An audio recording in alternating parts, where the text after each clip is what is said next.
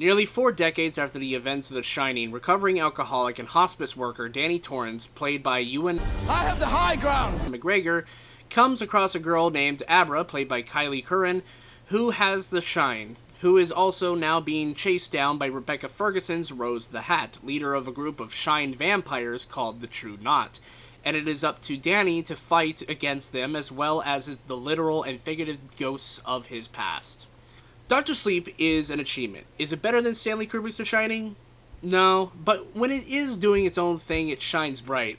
I feel tremendous sympathy for director Mike Flanagan in this case, who not only had to adapt the book of Dr. Sleep, but find a way to thread the needle between the fans of Kubrick's film version of The Shining and King's most notorious version of the book, and connect The Shining in whole to the adaptation of Dr. Sleep, not only having to appease both the film fans but also the book fans. This aspect really couldn't have been easy, but considering Flanagan's filmography with Oculus, Netflix's The Haunting of Hill House, and even an adaptation of Stephen King's Gerald's Game, which was received well by King and most fans of the book, I knew we had a winner on our hands. And that is the brightest aspect of this whole movie, I feel, is that the direction that Flanagan takes the film is interesting and at times breathtaking. I remember certain times in this film where I had to just really sit back because the tension was so heavy, and it just left me in a state of breathlessness at times. And what also helps is that not only did Flanagan direct this film, he was also responsible for writing the screenplay. One question that does come up when it comes to Dr. Sleep in general, not just the movie but also the book, is it as scary as The Shining, or is it as good as The Shining? Well, the thing is, in short, the film is uninterested in matching to The Shining in terms of scares or in terms of masterclass, instead offering more of a, hey, here is Danny's story, and it recreates certain sections from The Shining to bring context to Danny's life story, and to understand where he goes in the story itself of Dr. Sleep. And the point of recreating these sequences in the film, and it is something that people are a little bit worried about, but the point of recreating certain scenes from the original Shining, or even having certain situations that are familiar to Jack Torrance's story in The Shining, is to highlight that Danny is somewhat in the same cycle as his father, trying to recover from alcoholism and eventually having to answer the question for himself, will he shine again to do the one thing that his father failed to do in death, thus breaking the cycle he is in? On top of this, there is something to think about with the cult of the True Knot, and a relation between their hunger for the shine, or steam as they call it, and Danny's role in the hospice helping people cross into the afterlife. In a way, I also think Dr. Sleep, on top of recognizing the pitfalls of where your ancestors failed, is also a slow-burning contemplation of death and coming to grips with the past. Even though it isn't the deepest thing ever, it is still interesting to really think about. Moving from the screenplay, how's the acting? I think the first person we should look at is Rebecca Ferguson's Rose the Hat. Her first scene is very reminiscent of a lot of Stephen King's villain introductions, but the one people will probably remember is Stephen King's Pennywise, and it's very similar, but it's still effective as it shows not only her ability to lure kids in, but also the fact that it shows how the cult operates and really works together as a team. It shows a really impressive force of strength and just eeriness, and it's a very well-placed introduction before we get into what happens later. Ewan McGregor gives a great performance as well, as for half of the movie, he slowly comes out of his hesitant stances, and he slowly, through the course of the film, comes to care about what he's doing as a character, and by the end, I felt pretty sad for how his story ended because of how well done it is. And last but not least, let's talk about Kylie Curran as Abra, and she does a good job. Yeah, she does a good job. I hope she gets more work out of it. That's all really I can really say. She's pretty good. Something interesting that they do with this movie is, instead of mimicking the tension and atmosphere of The Shining, it would rather go deeper into the lore and mythology of The Shine itself, and tell us and show us what it can and cannot do. This, in of itself, leads to some very interesting visuals and concepts, Although one of them is reminiscent of Dreamcatcher, and if you've seen that film or read the book, you'll know exactly what I mean when you get to one of the scenes in the film. Once we get to the Overlook Hotel in the film, I feel that the callbacks were warranted, as they highlight a lot of the character stuff for Danny Torrance, and the production design here is straight on killer. We are pretty familiar with the setting from The Shining, but here it's beautifully grotesque and disgusting and dilapidated, with most of the sets being very accurate to the original set design from the film. Almost like it was a long-forgotten memory slowly bringing itself back to life, and it fits well with the themes of Danny's own storyline. I didn't feel the running time, which is a lot of people's main complaints in this film, but if it is one thing that I had a flaw with in the film was those scene recreations.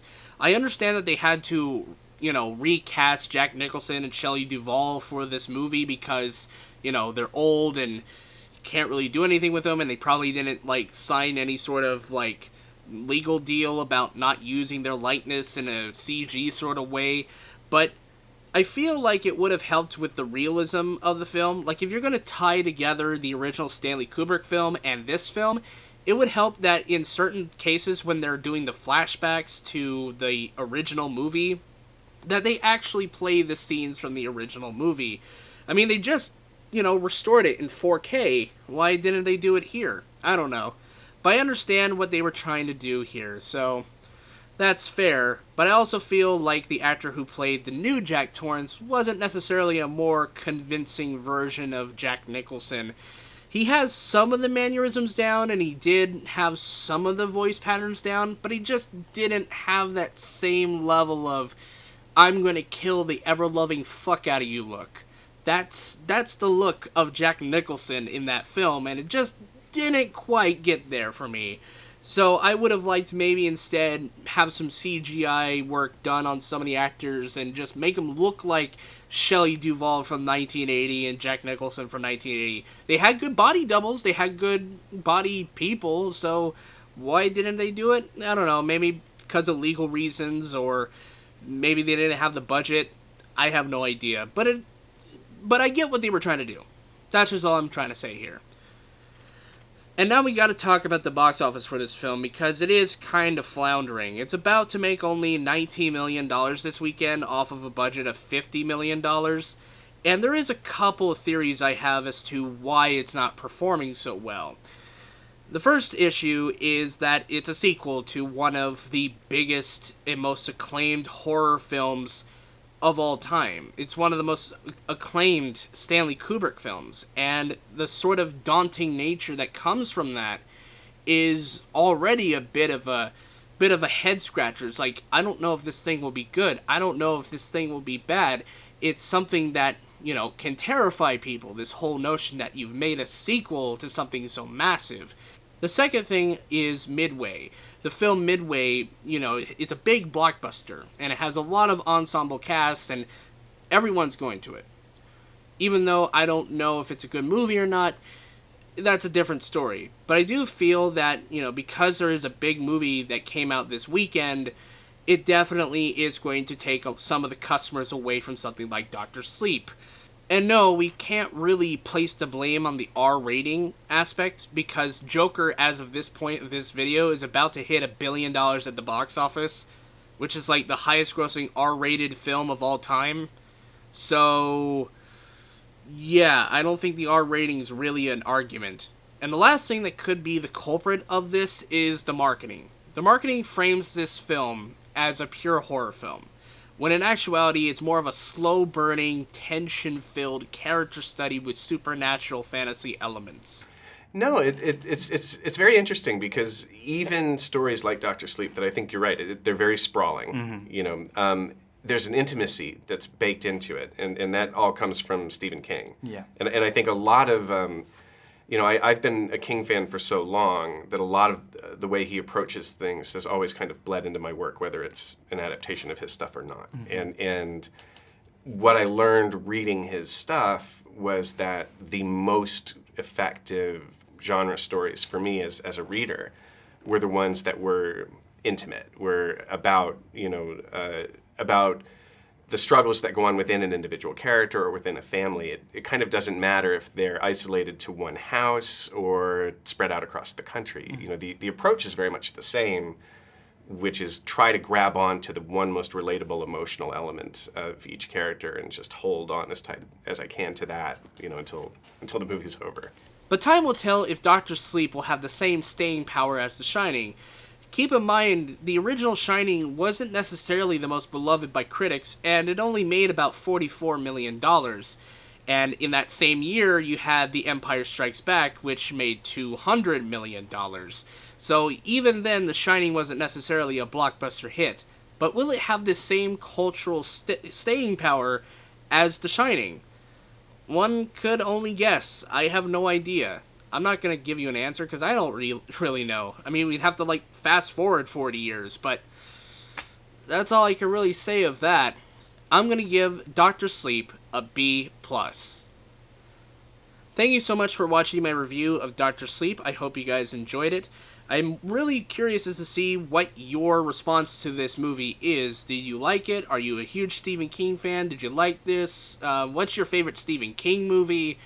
I don't really have much else to say. If you like this video, if you like what I do, please like, comment, subscribe, and I'll see you guys in the next video. Peace.